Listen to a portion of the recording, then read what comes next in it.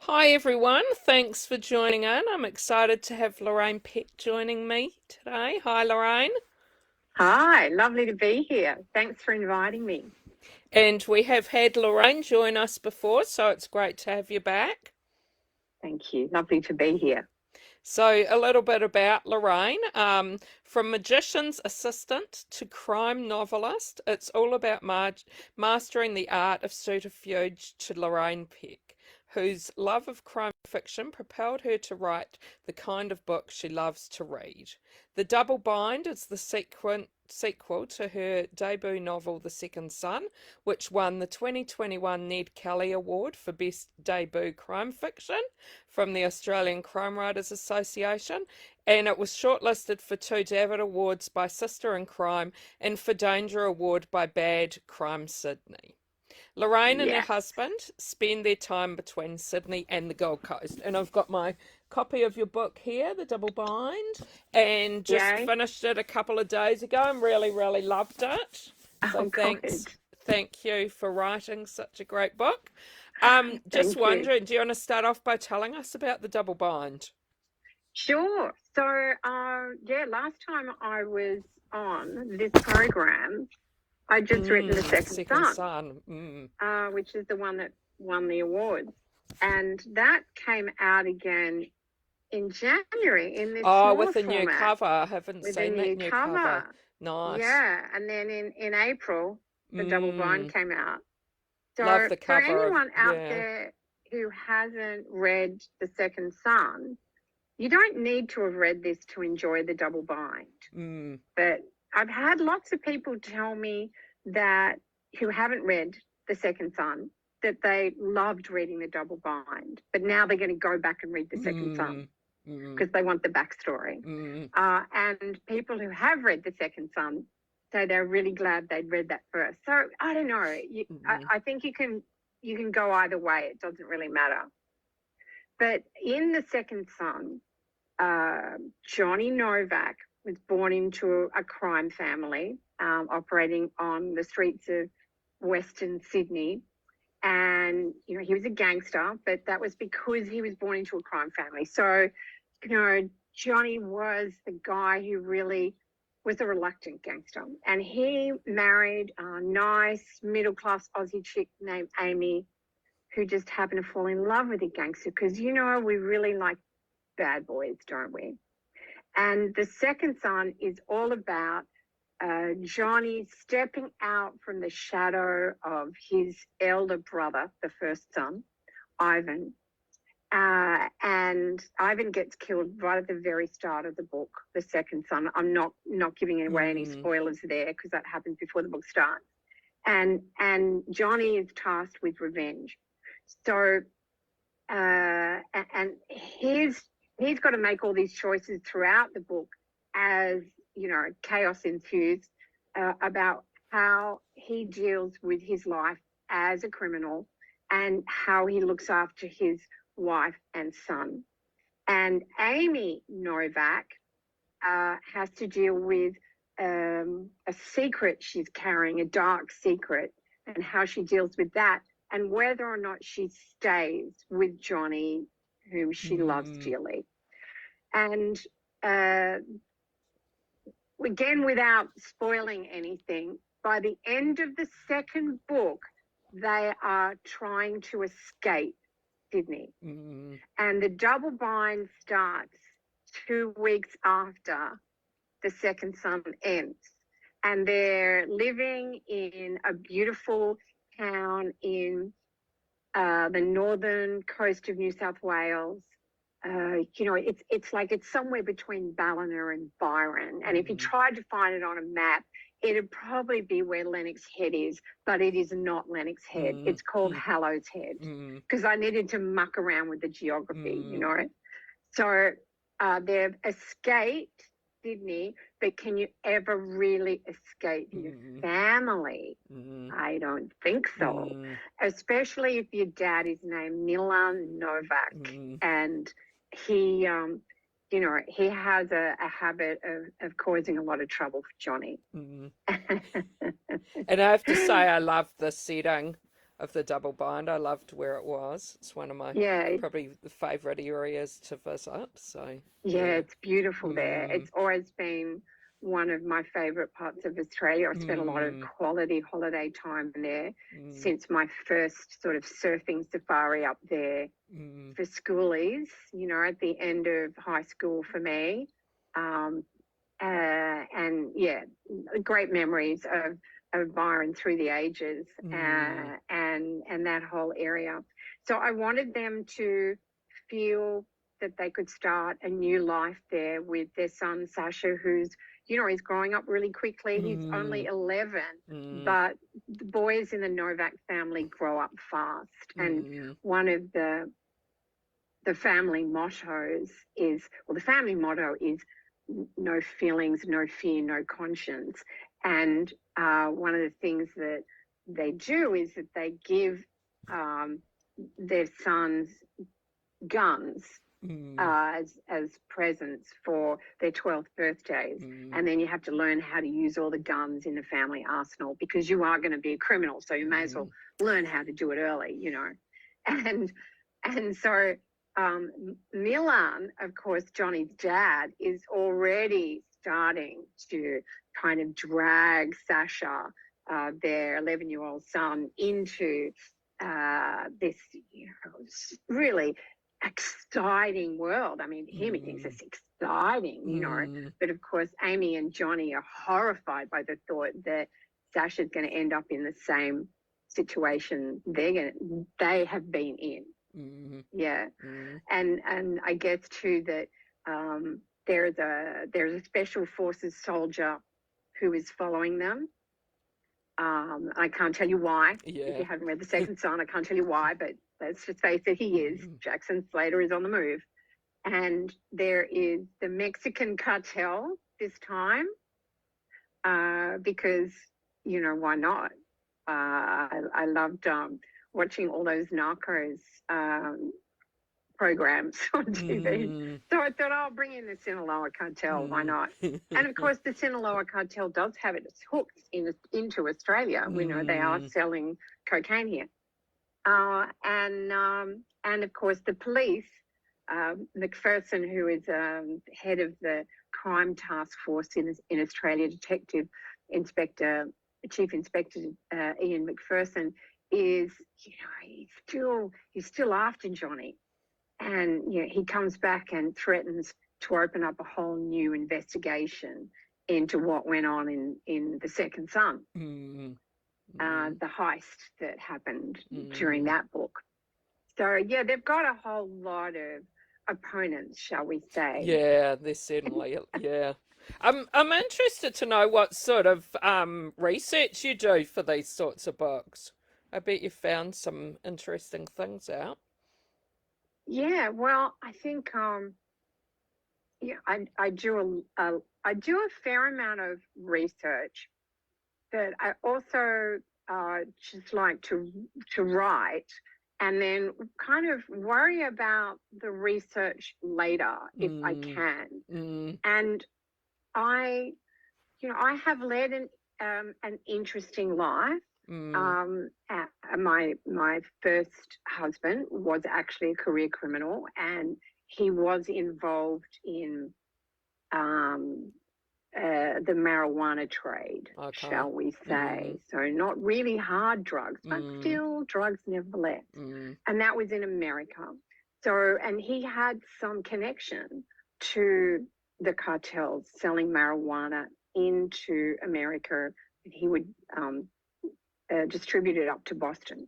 So that was all before I knew him, by the way. He was actually retired by the okay. time we got together. Mm, But he kind of went back to it after we split up. And so I learned a lot about how that particular trade works from mm, him telling me stories. And of course, Google is a great tool, mm, as is watching programs like Narcos, which is, it's all based on true crime. mm. So, I do watch a lot of true crime. Is So there that all helps. anything that you might have found out that really surprised you? Oh, just how much, how the many tons of cocaine, particularly, that comes into this country, and that we pay the most per gram of cocaine anywhere in the world, apart from New Zealand. They pay more, and that we use more per capita than most other countries in the world. And that Sydney uses more per capita than any other country. So Sydney is full of party animals, obviously.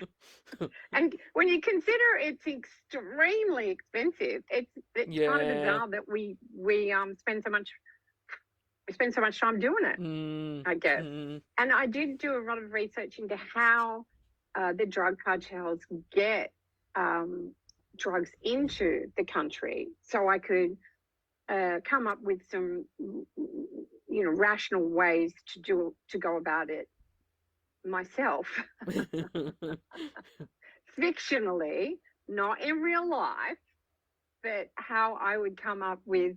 I had to try and think of a way to get it into the country. So, because I'm writing crime books about gangsters, and so there's got to be, because I love a heist scene, so I like to write action scenes, and so you've got to work out how all those pieces fit. And with Johnny and Amy, they have to keep the police happy. They have to keep the cartel happy. They have to keep Rashid Sami, who is their main man in Sydney, the big kahuna in Sydney. They have to keep him happy. They have to try and ensure that everyone gets what they want without the Novaks paying the ultimate price, which is, why it's called the double bind, which is kind of a bit like a catch-22, if you will. Yeah, it is a good title, isn't it? Yeah, I liked it. Yeah. And we've got quite a few people watching, so just wanted to remind you, if you're watching and have a question for Loraine, please type it in comments and I can read it out. I've got a comment from Belinda. So Belinda said she's read both of your books and loved them both. While there are no criminals in her family that she knows of, she's an Aussie girl married to an Aussie-born Croatian, so she can appreciate the cultural connection and loved all the food references. Excellent. Thank you. I love Croatian food. And so do you have some of your own heritage? My husband is Croatian. So my second husband, not a criminal, but Croatian, introduced me to the mad world of Croatians and their food. And so he actually inspired the character of Johnny Novak, because he left school at 14. He was dyslexic. He actually thought he was retarded because he was dyslexic, and this was kind of before the time dyslexia was something that was diagnosed very often. And he kind of got into a life of crime as a youngster, and then managed to pivot away from that and become a successful, legitimate businessman instead. But when he was telling me stories about his young life in getting into trouble, I thought, what if you were born into a crime family?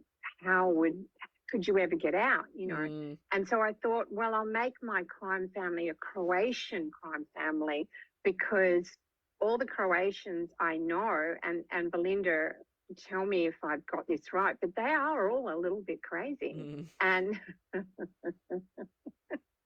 and they get drunk and sing, and they're really fun, and they love their food. They love their food, and they love getting the whole family together and eating together. So I brought that into the books. And I'd like to know as well, like writing a series, when did you know the story of the second one when you were writing the first one, or?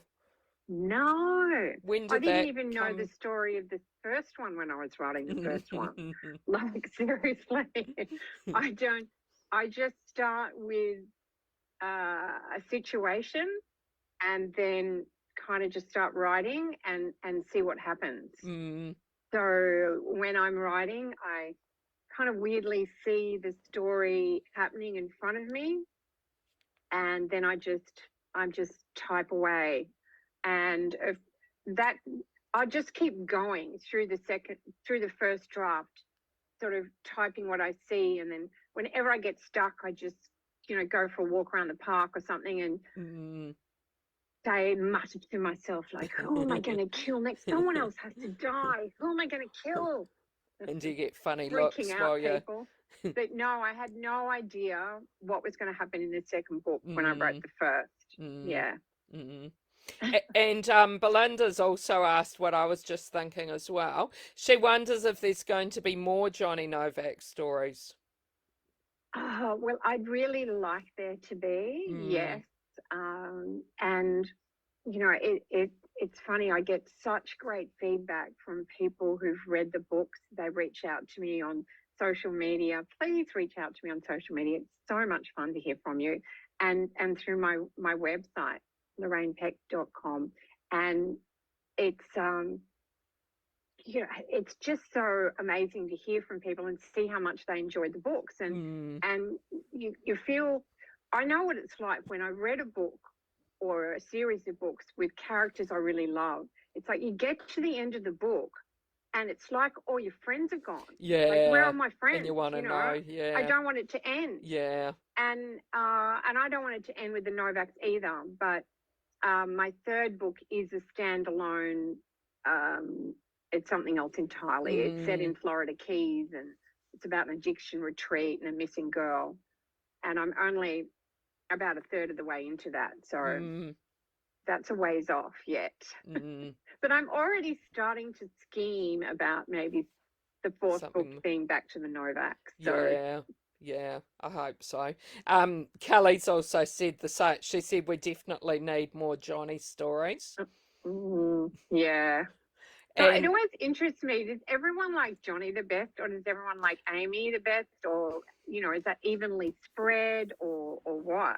Well, yeah, well, if people want to comment and let us know who they like the best, you've probably please let me know. You've probably foreseen Kelly's question. So she wonders who your favourite character is.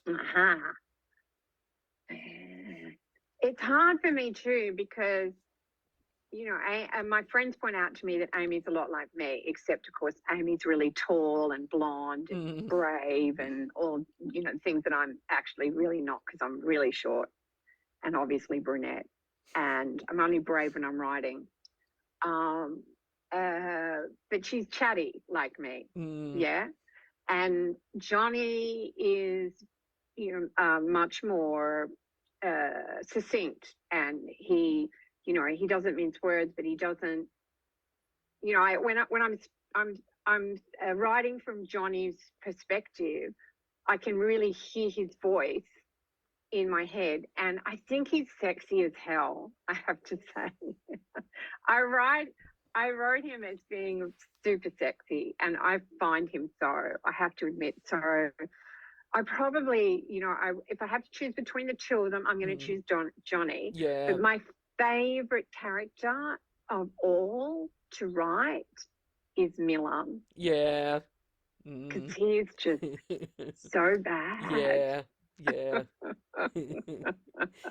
And Kelly said she loved Amy and she makes the stories, but she also loves Johnny's antics. Yeah. Well, Johnny brings the action.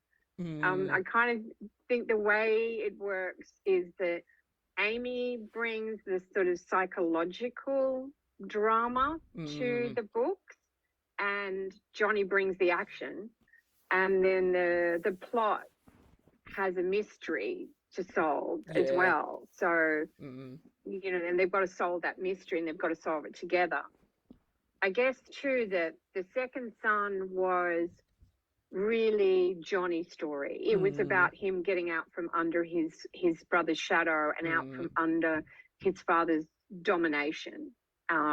He really wanted his father's approval, And I think the double bind is more Amy's story, and it's really about her journey to kind of reveal a tough inner core that she didn't know she had, and perhaps an ability to help plan crimes that she didn't know she had. Yeah, yeah. Yeah, and I'll have to say, like, I loved Amy as well, but a bit like you, I sort of felt like Milan, really. Yeah, and his. Oh, he's so much fun to write. Yeah. Because, and with his accent and everything, and I worked out fairly early on that the way to make Milan more menacing was for, if someone asked, if Johnny would say something, he'd say, well, I think we should go on Thursday. And Milan would say, Thursday? We go on Thursday. Why? We go on Thursday. Like he would always repeat what someone had said and make fun of them first before he would go off and, talk about whatever he wanted to talk about. And that was just nasty, It's really intimidating to do that. Yeah. And are you someone who has like every character very clear in your mind exactly what they look like and sound like? Yes. Yeah. Yeah. Oh, absolutely. Yeah. Johnny only wears black when he's working, and and Milan was kind of the same, but in the midst of the double bind, because he's up there in the northern part of New South Wales, he starts getting a kind of laid back Cuban vibe, which I really love too. I don't know where that came from. It's just I could suddenly picture Milan dressed like that, and I'm like, oh my God, he's dressing like a Cuban. What's going on? And when I introduced you, you mentioned that you used to be a magician's assistant. Yeah, that was my very first job. Did you have a favourite trick that the magician did, or that you helped the magician with? Well, I could be cut in half. I could levitate. I could have 40 knives pass through me. But I actually really enjoyed disappearing. Yeah. Very much. Yeah. And I did sign a contract to say that I would never divulge how the magic happened. Yeah. But it did teach me all about distraction. And, a big part of my working life was working in the marketing world too. Marketing in movies, and then in property, and various other worlds. And I guess marketing has, if I had to say there is a through line between my career as a magician's assistant through various sales jobs to marketing, and then out the other side to being an author, it's kind of all about distraction and saying, this is beautiful over here. Look over here. Look over here. Well, something bad's going on over here. Do you do any magic tricks as party tricks or anything? Is there anything you? No, I was always crap at the magic. I don't have the. I don't you haven't have got the fast sleight hands. of hand, so no. Yeah. But I could fit into small spaces. Yeah. And what about what you read yourself? Is there anything you might have been reading lately that you could recommend to us? Sure, yeah.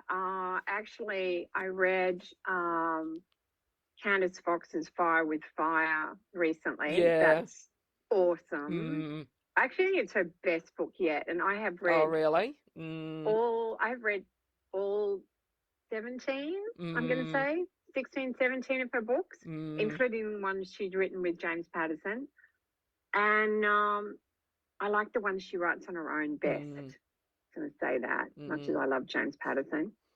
Tim Ayleff's latest book, which is coming out in July, That's amazing. That's another John Bailey. Hang on, I'm just gonna grab it. Yeah, I don't know if I've Right heard that one. now. Oh, she's disappeared. There she is. She's back. She's back. She's back. That one. Okay. Yeah. I haven't That's heard coming of... out in July. That's Yeah. awesome. I love Anna Downs' work, The Safe Place, and The Shadow House. And I love Andy Muir's work. Have you read Andy's work? Hiding to Nothing and Something for Nothing. They're really I haven't fabulous read any books of them. about, you know, everyday knockabout Aussies that somehow get themselves in strife in the kind of underbelly. He used to write for Underbelly, in the underbelly of Australia. So I really enjoy those. And who else? I like Nick Moriarty and Leanne Moriarty. Yeah. I like a bit of a mix-up every now and then. I've been reading all of, what's the name? Taylor Jenkins Reid. Yes. Yeah. Daisy Jones. Yeah. I'm obsessed with Daisy Jones. I loved that show. Loved the books. Yeah, so I've got eclectic taste. I don't just read crime, but you know, my favorite books as a kid were Trixie Belden. Yeah. Do you remember them? Yeah, they were good ones, weren't they? Yeah. And then I graduated to James Bond. Okay, yeah. Full-on Bond fan. In fact, I still wear my nails short and with no varnish on them because that's how Bond likes his women, in case, you know, I ever come across him. And